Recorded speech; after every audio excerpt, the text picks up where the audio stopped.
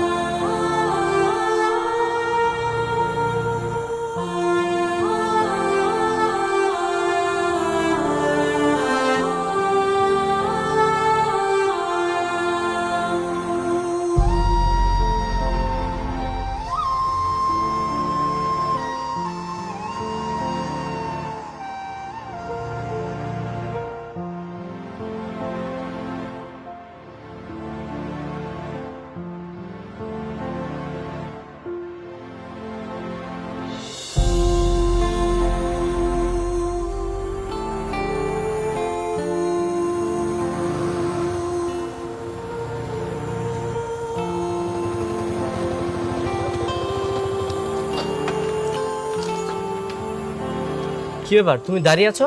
এখনো যাওনি কেন? তোমার সাথে আমার কিছু কথা আছে। আমি বললাম তো তোমার সাথে আমার কোনো কথা নেই, আর এইভাবে আমার জন্য অপেক্ষা করবে না। ব্যাপারটা খুব খারাপ দেখা যায়। ও, এখন খারাপ দেখা যায় তাই না? যখন তুমি 3 বছর আমার জন্য ওয়েট করেছিলে তখন খারাপ দেখায়নি? তখনও খারাপ দেখা যেত। আচ্ছা বাদ দাও, তুমি যাও তো, আমি আসি। বললাম তো তোমার সাথে আমার কিছু কথা আছে, একটু শুনে যাও।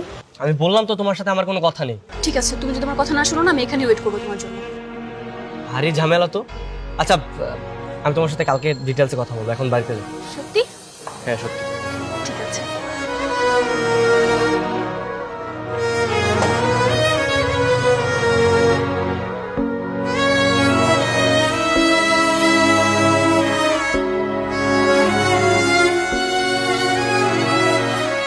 কোথায় গেছিলি তুই?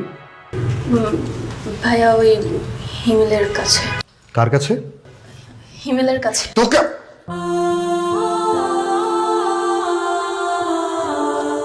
সরি বৃষ্টি, তুই এখন বড় হয়েছিস, নিজের সিদ্ধান্ত নিজে নিতে পারিস, কিন্তু যখন ছোট ছিলি নিজের সিদ্ধান্ত নিজে নিতে পারতি না। আমি তোর ভাই কোলে পিঠে করে তোকে বড় করছি। এমন কিছু করিস না বোন, যাতে তোর নিজের সর্বনাশটা নিজে ডেকে আনিস। ভাইয়া, তুমি চিন্তা করো না, আসলে এমন কিছুই না তুমি যেমন ভাবছো। ওকে ঠিক আছে, সেটা না হলেই ভালো। আমি জরুরি কাজে 2 দিনের জন্য ঢাকার বাইরে যাচ্ছি, সাবধানে থাকিস। ঠিক আছে ভাইয়া, তুমিও সাবধানে যেও। হুম।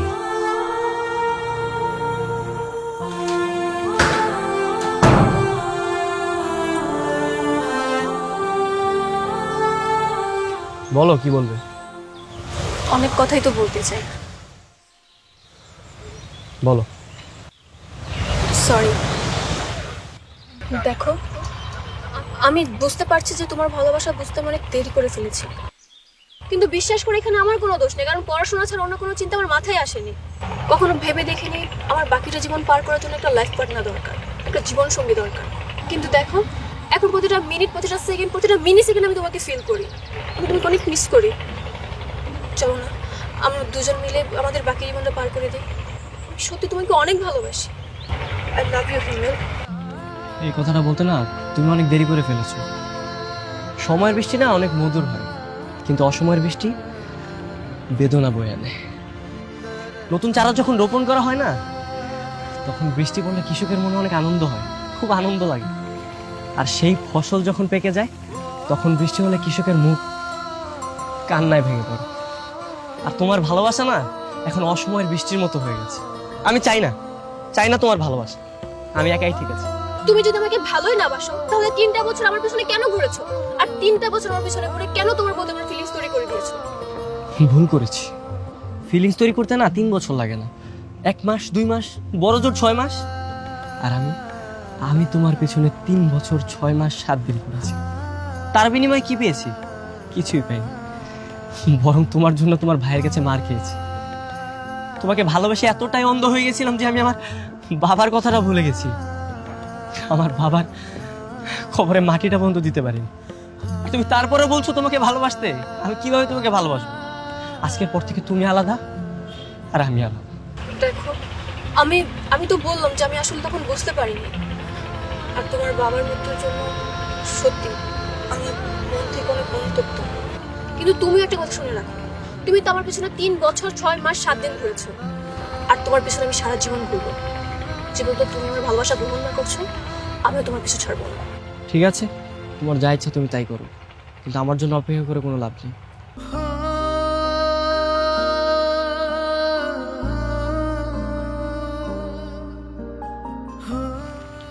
এই চল। আচ্ছা শোন না, এটা যেভাবে তোর পিছনে লেগে আছে এটা সত্যি তোকে অনেক বেশি ভালোবাসে। দেখ, সময় হারায় গেলে সময় কখনো ফিরে আসে না। সত্যিকারের ভালোবাসাটা পাওয়া খুব কঠিন, যেটা তুই পাইছিস। এটা সত্যি তোকে অনেক বেশি ভালোবাসে, তুই আরেকবার ভেবে দেখ।